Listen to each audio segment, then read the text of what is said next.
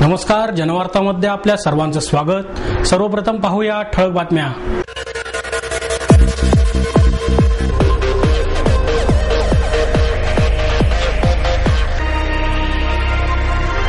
तिबेटची या पुस्तकाचे प्रकाशन केंद्रीय ऊर्जा मंत्री सुशील कुमार शिंदे यांच्या हस्ते संपन्न।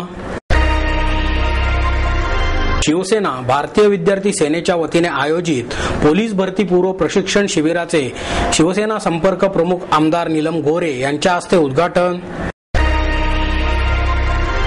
स्वतःशी आणि निसर्गाशी एकरूप होऊन माणसाला त्याचे माणूसपण गिर्यारोहण शिकवत असते, प्रसिद्ध अभिनेता नाना पाटेकर यांचं मत।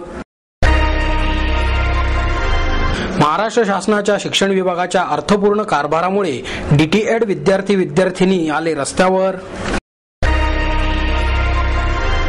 आणि कचरा प्रक्रियेतून वीज निर्मितीचे मॉडेल सर्वच वॉर्डमध्ये राबवण्यात येईल, आयुक्त महेश पाठक यांची माहिती।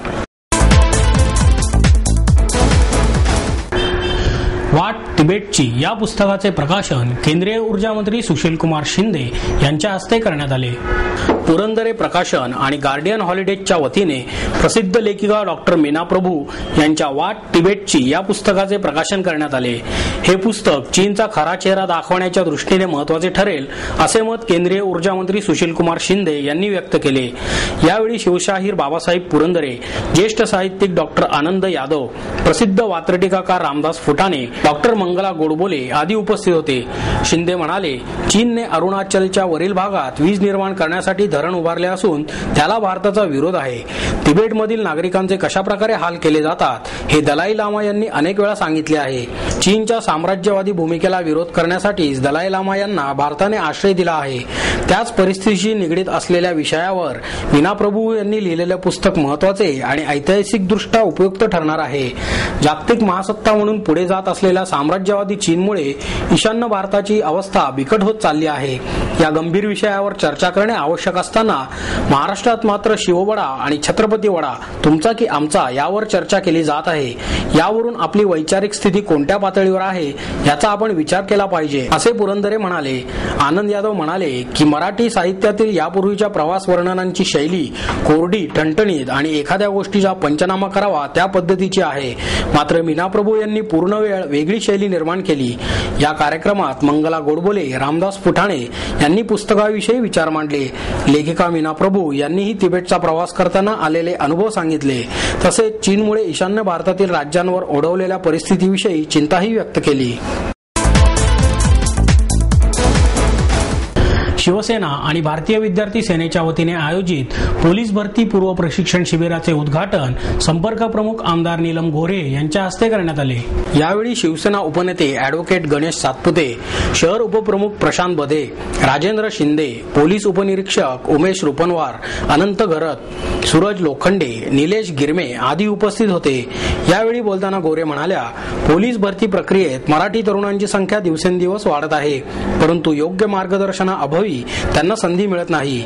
अशी खंत व्यक्त करतानाच पोलीस भरती अर्ज ऑनलाईन मिळण्याची सोय करावी अशी मागणीही गोरे यांनी केली। तरुण मनात नाटक, सिनेमा, मालिका याबद्दलचे आकर्षण असते आणि एखादा अभिनेता येणार असेल तर हजारो लाखो तरुण जमा होतात, परंतु आता पोलीस भरतीसाठी तरुणांची प्रचंड गर्दी होत आहे। त्याचे कसे व्यवस्थापन करावे हे मोठे आव्हान सरकारसमोर आहे। काही वेळा गर्दीचं व्यवस्थापन न झाल्याने चेंगराचेंगरी होत असते आणि अशी चेंगराचेंगरी ही दुर्दैवाने पूर्वीच्या भरतीच्या वेळीच घडली आहे। पुढे त्या म्हणाल्या, पोलीस प्रक्रियेसंदर्भात मार्गदर्शनपर पुस्तिका काढली आहे। या पुस्तिकेत परीक्षेला जाण्यापासून ते मुलाखतीपर्यंत जात असताना कशा पद्धतीने सामोरे जायचे याबद्दलची संपूर्ण माहिती दिलेली आहे। आर पाटील आणि माझी भेट झाली असताना पाटील यांनी माझ्याजवळ इच्छा व्यक्त केली की पोलीस भरती ही वशिला मुक्त आणि भ्रष्टाचार मुक्त पार पडली पाहिजे। तुम्ही जरी विरोधी पक्षाच्या असल्या आणि तुम्हाला जर पोलीस भरतीत वशिला आणि भ्रष्टाचार निदर्शनास आला तर लगेच माझ्या निदर्शनास आणून द्या। ही वशिलेबाजी मी बंद करून दाखवीन, अशा प्रकारचे आव्हान आर पाटील यांनी स्वीकारले आहे, असेही गोरे यांनी सांगितले। महाराष्ट्रातील सभासद नोंदणी ही भारतातील उच्चांकी सभासद नोंदणी आहे, अशी माहिती अखिल भारतीय युवक काँग्रेसचे PRO जयशंकर पाठक यांनी पत्रकार परिषदेत दिली। या नोंदणीत एकूण 20 लाख अर्ज जमा झाले असून त्यातील 17,38,309 अर्ज वैध धरण्यात आले आहेत, असे पाठक यांनी यावेळी सांगितले। या संदर्भातील कच्च्या यादीची माहिती आपल्याला www.iyc.in/महाराष्ट्र या वेबसाईटवर उपलब्ध आहे.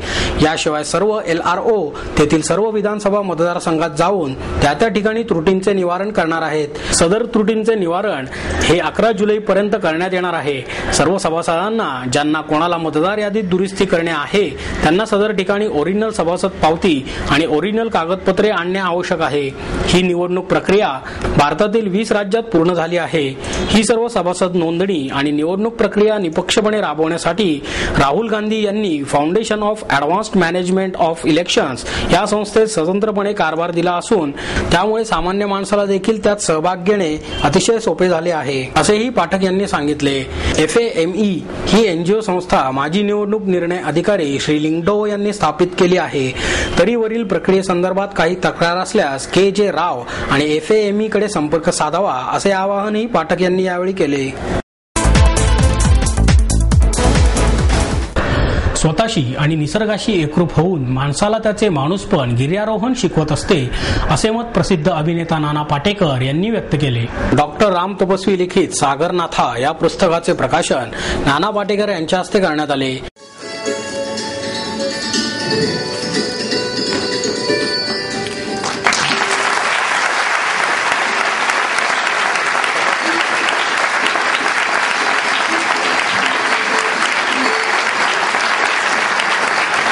यावेळी गिरीप्रेमी संस्थेच्या संस्थापिका डॉक्टर उषप्रभा पागे, NK महाजन, डॉक्टर रघुनाथ गोडबोले आदी उपस्थित होते.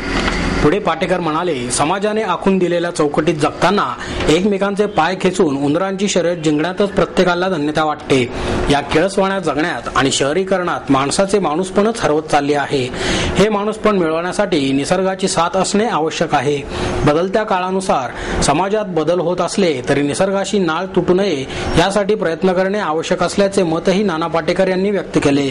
राजकारणात तरुणांनी अवश्य प्रवेश करावा, परंतु आदर्श राजकारणी म्हणून नाही तर जनतेचा प्रतिनिधी म्हणून प्रवेश करावा, असा मोलाचा सल्लाही नाना यांनी यावेळी दिला. यावेळी उषप्रभा पागे म्हणाल्या, प्रत्येकाची शिखरं आणि उद्दिष्ट वेगवेगळे असतात. आयुष्यात यशस्वी होण्यासाठी जिद्द, चिकाटी आणि प्रामाणिकपणा आत्मसात करण्यासाठी गिर्यारोहण उपयोगी पडते, असेही त्यांनी सांगितले. या कार्यक्रमाचे सूत्रसंचालन मंजिरी धामणकर यांनी केले, तर आभार डॉक्टर राम तपस्वी यांनी मानले. महाराष्ट्र शासनाच्या शिक्षण विभागाच्या अर्थपूर्ण कारभारामुळे DTEDचे विद्यार्थी आणि विद्यार्थिनी रस्त्यावर आले आहेत, अशी माहिती भारतीय विद्यार्थी सेनेचे शहर संघटक सुनील जगताप यांनी दिली. यावेळी विभागीय सचिव अंगद भोसले, उपशहर संघटक अनंत घरत उपस्थित होते. यावेळी जगताप म्हणाले, उच्च न्यायालयाच्या नागपूर खंडपीठामध्ये रीट पिटिशन क्रमांक 2701/2008 यामध्ये राज्य शासनाने प्रतिज्ञापत्र दाखल करून DED विद्यार्थ्यांची आवश्यकता नसल्याने आणि नव्याने TDED कॉलेजची आवश्यकता नसल्याचे न्यायालयाला सांगण्यात आले. त्यानंतर न्यायालयाने सदरच्या 291 कॉलेजची NCTEने दिलेली मान्यता रद्द करण्यात आल्या. TDA कॉलेजने सुप्रीम कोर्टात याविरुद्ध दाद मागितल्यानंतर सुप्रीम कोर्टाने असे आदेश दिले की राज्य शासनाने सदर कॉलेजची तपासणी करून सर्व भौतिक सुविधा आणि NCTEच्या नियमाचे आणि अटींचे पालन होत असल्यास NCTEच्या अंतिम निर्णयानुसार राज्य शासनाने याबाबतचा निर्णय घ्यावा आणि केस डिसमिस करण्यात आली. परंतु शासनाने या अगोदर नवीन कॉलेजची आवश्यकता नसल्याचे वारंवार सांगूनही सुप्रीम कोर्टाच्या निर्णयाचा चुकीचा अर्थ लावून सर्व कॉलेजेसकडून प्रत्येकी 2 लाख रुपये घेऊन एकूण 5,82,00,000 प्रोसेसिंग फी सर्व कॉलेजची प्रवेश प्रक्रिया नव्याने घेण्यात आली. प्रवेश प्रक्रिया घेताना सुप्रीम कोर्टाला कोणतीही कल्पना देण्यात आली नव्हती, असेही त्यांनी सांगितले. पुढे जगताप म्हणाले, नुकतीच सुप्रीम कोर्टाने 7 कॉलेजेसची मान्यता रद्द केली, तसेच आणखी काही कॉलेजची मान्यता रद्द करण्याची प्रक्रिया सुरू असून राज्यातील विविध जिल्ह्यांमध्ये विद्यार्थी विद्यार्थिनींनी आंदोलन सुरू केले आहे. सदर आंदोलनास भारतीय विद्यार्थी सेनेचा पाठिंबा असून विद्यार्थ्यांची प्रवेश प्रक्रिया संचालक महाराष्ट्र राज्य शैक्षणिक संशोधन प्रशिक्षण विद्या परिषद यांनी कायद्याचे संपूर्ण ज्ञान नसताना राबवलेली आहे. त्यांना या गोष्टीची जाणीव असताना मुलांच्या आयुष्याशी खेळण्याचा त्यांना कुठलाही अधिकार नाही. विद्यार्थ्यांची त्यांनी फसवणूक केलेली असून त्यांच्यावर फसवणुकीचा गुन्हा दाखल करावा, अशी मागणीही जगताप यांनी केली. यावेळी बोलताना अंगद भोसले म्हणाले, महाराष्ट्र राज्य शैक्षणिक संशोधन आणि प्रशिक्षण विद्या परिषदेच्या आर्थिक भ्रष्टाचाराबाबत माननीय सचिवांनी चौकशीचे आदेश देऊन 1 वर्ष होत आले तरी अद्याप चौकशी अधिकारी सापडला नाही याचा खेद वाटतो।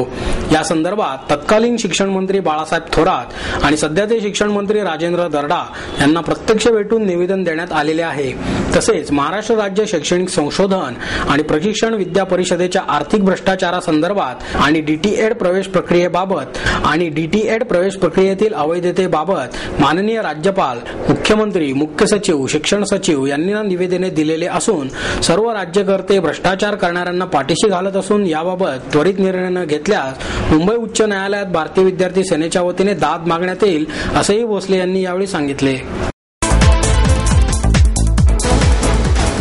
कचरा प्रक्रियेतून वीज निर्मितीचे मॉडेल सर्वच वॉर्डांमधून राबवण्यात येईल अशी माहिती आयुक्त महेश पाठक यांनी दिली। नगरसेविका ज्योत्स्ना सरदेशपांडे यांच्या प्रयत्नातून वर्षभरापूर्वी मॉडेल कॉलनीत कचऱ्यापासून वीज निर्मितीचा प्रकल्प उभारला गेला होता। या प्रकल्पाला ISO प्रमाणपत्र मिळाले असून महापालिकेच्या कचरा प्रक्रियेला प्रकल्पाला मिळालेले हे पहिलेच प्रमाणपत्र आहे। या प्रकल्पासाठी मेहनत करणाऱ्यांचा सत्कार आयुक्त पाठक यांच्या हस्ते करण्यात आला। भारतीय जनता पक्षाचे शहराध्यक्ष प्राध्यापक विकास मटकरी, विजय काळे, व्यापारी आघाडीचे सरचिटणीस नंदकुमार मंडोरा आणि जितेंद्र मंडोरा आदी यावेळी उपस्थित होते। गेल्या 14 महिन्यांपासून प्रकल्प अखंडितपणे सुरू आहे। त्यामध्ये आतापर्यंत 2400 टन कचरा जिरवण्यात आला असून त्यापासून 48,000 युनिट वीज निर्मिती करण्यात आली आहे अशी माहिती ज्योत्स्ना सरदेशपांडे यांनी दिली। यासाठी केलेल्या प्रयत्नाबद्दल विशेष कार्य अधिकारी वीरेंद्र जाधवराव, उपायुक्त सुरेश जगताप, विजय दहिवाते, क्षेत्रीय अधिकारी विजय लांडगे, नितीन उदास आदींचा सत्कार करण्यात आला। ऐतिहासिक आठवणी आणि अध्यायिका या पुस्तकाचे प्रकाशन इतिहास अभ्यासक मंदार लवाटे यांच्या हस्ते करण्यात आले। समाजाच्या स्थित्यंतराचे प्रतिबिंब ऐतिहासिक आठवणी आणि अध्यायिका या पुस्तकात आढळत असून ऐतिहासिक बदलांचा साक्षीदार हे पुस्तक आहे आणि अनेक अभ्यासक तसेच संशोधकांसाठी हे उपयुक्त ठरेल असे मत प्रसिद्ध इतिहास अभ्यासक मंदार लवाटे यांनी व्यक्त केले। ल.ना. जोशी आणि चिंग कर्वे यांनी हे पुस्तक संकलित केले असून या पुस्तकाच्या प्रकाशनाच्या वेळी इतिहास अभ्यासक महेश तेंडुलकर, अशोक जोशी आणि माधव कर्वे आदी उपस्थित होते। लवाटे म्हणाले, ल.ना. जोशी आणि चिंग कर्वे यांच्या हस्तलिखित आणि आठवणींच्या माध्यमातून पुस्तकाची निर्मिती झाली असून त्या दोघांच्याही आठवणींमध्ये इतिहास दडला आहे। अशा पुस्तकांमुळे अभ्यासकांचे रूपांतर संशोधकांमध्ये होऊन जास्तीत जास्त लोक संशोधनाकडे वळतील। आख्यायिका निर्माण करणे ही सृजनशीलता असून ती लोकांचे लक्ष वेधून घेण्यासाठी ठरते। या पुस्तकातील लेख हे केवळ ललित लेख नसून त्याला संशोधन मूल्य प्राप्त झाले आहे असे तेंडुलकर म्हणाले। लेखन कला पुढे कायम ठेवायची असेल तर अशी पुस्तके यायला हवीत। प्रसाद जोशी, सुधा साठे, विमल साठे यांनीही आपले मनोगत यावेळी व्यक्त केले। कालिदास दिनानिमित्त आयोजित गिरवान स्वरोत्सव या कार्यक्रमात प्रख्यात गायिका डॉक्टर अश्विनी भिडे देशपांडे यांच्याकडून संस्कृत रचनांची पेशकश करण्यात आली। महाकवी कालिदासानं मेघदूत या ग्रंथातून पावसाला नुसतं अधोरेखित केलं नाही तर त्याचं महत्त्व काव्यात्मक रूपात उघडून दाखवलं आहे। संस्कृत भाषेतलं हे महाकाव्य आजही अभ्यासपूर्ण आहे। असंख्य श्लोक आणि रचना या महाकाव्यात आहेत। प्रत्येक काव्याची महती वेगळीच असून हे काव्य शास्त्रीय संगीताच्या माध्यमातून हा अनुभव पुणेकरांना अनुभवता आला। या कार्यक्रमात षोडशोपचार पूजा, चंद्राची आरती, 10 दिशांना कोणते देव कोणत्या वाहनासह अधिवास करतात हे दाखवणारे दिग्पाल दर्शन त्यांनी सादर केले। आपली आद्य भाषा असलेल्या संस्कृतचा रोजच्या वापरात फारसा संपर्क येत नसल्याने हा कार्यक्रम एक आगळीच पर्वणी ठरत होता। डॉक्टर अश्विनी भिडे देशपांडे यांचा संस्कृत भाषेचा अभ्यासही दिसून येत होता। प्रत्येक काव्य अगदी शास्त्रोक्त पद्धतीने त्यांनी सादर केले। याशिवाय बागेश्री रागातली एक संस्कृत बंदिशही त्यांनी यावेळी सादर केली।